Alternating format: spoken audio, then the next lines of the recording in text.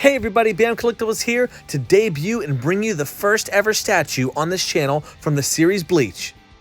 Nnoitra, or Nnoitra, depending upon how you use the English or Japanese translation, is made by MH Studio. He was offered in either a scale of 1/8 or 1/6. This version right here is going to be the smaller 1/8 scale. Everything's pretty tightly packed in the hard foam so that nothing shifts and shakes around during shipment. I'm somewhat of a late bloomer when it comes to Bleach because I only started watching the show about 3 years ago. Me and my brother, we play mobile games together, and he had found a really good one called Bleach Brave Souls, which he shared with me. The core gameplay got me really hooked in it, and I had to check out and see what this anime was all about because of it. In this instance, I'm going to say better late than never because I really enjoyed going through the series when I did. With everything unpacked, let's go ahead and bust out the base. Coming in with number 302 out of 500. Very nice art print of Nnoitra on the bottom, as well as the edition size and his Espada number, mixed with some little kind of foam pads on the bottom to be sure nothing scuffs or scrapes whenever you're moving it along a surface. There's also a sticker underneath that 500 right there that proves the authenticity of the piece. As with most statues, this isn't exactly taken from a specific scene, but more so an artistic interpretation of the character and some scenery. Very nice blending on the base of sand and rock. The sand itself is actually kind of scratchy and hard, with the destroyed pillar being taken from a scene in Las Noches. These cavities right here will be later used to mount Nnoitra and his weapon to the base. Also very cool that they sculpted the number 5 on there to represent his Espada number. The statue itself comes with 2 different options for you to display different head sculpts. The first one being kind of the standard chiclet teeth one, held on by a magnet inside of his head.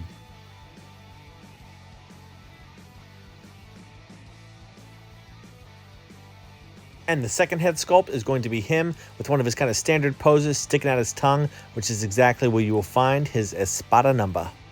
Strands of hair are made of either a softer resin or some kind of PVC that allow them to be flexible but not break whenever you touch them. I'll go ahead and showcase how the head is both removed and installed. It's a very uncomfortable process, honestly, because of how tight and firm it is. The strands of hair almost feel like they're going to snap or break whenever you're going to swap them out.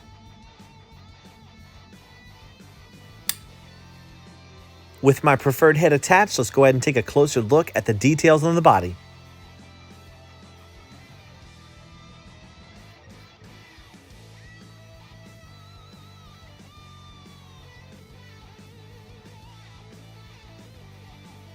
This little peg on his side will eventually be used to attach the chain from his weapon.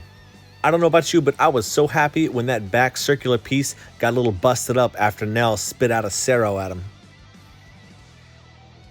One of the coolest parts about him has always been his Zanpakuto, such an oddly shaped weapon. Paint application on this is masterful with kind of the matte black and silver metallic look. This is a notch that'll go back into the body of Nnoitra, and that's the part that goes into the base. At the bottom of the weapon, there's a hole which is used to install the handle. What's absolutely perfect with the handle itself is it is actually made of steel. I'll give you a quick bend to show you this thing is not moving. In comes the chain sculpt. This thing is so oddly made. I don't know what it is, if it's plastic or resin. I'm in one part, so I'm scared it's going to snap. Another part, I'm impressed at the flexibility that it has. At the bottom of the handle is another hole that's used to install a piece of the chain link, and the other side will eventually connect to the body. This is exactly what I was talking about with it being able to bend but not break.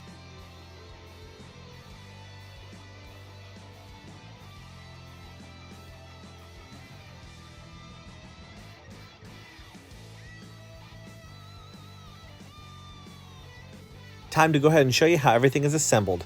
This notch will go in the back of his leg.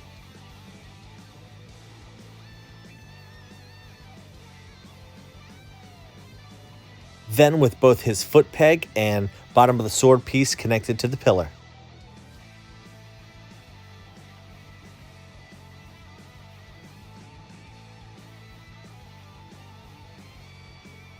The handle then gets inserted and placed down a hole in his hand.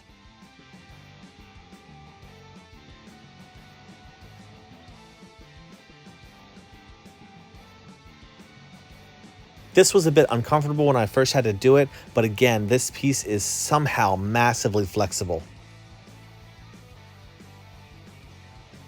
A silly little art print was also included, which I'll showcase here for you.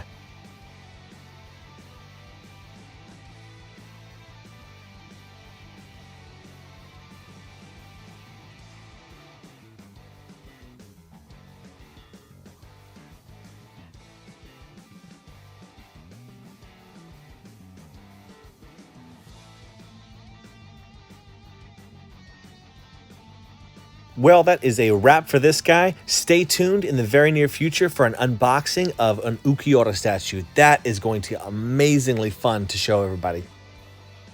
If you do enjoy this kind of content, showcasing statue unboxings from different animes, please don't hesitate to subscribe to the channel so that you can stay tuned for all future content released. As always, do what you love and love what you do. Bam out.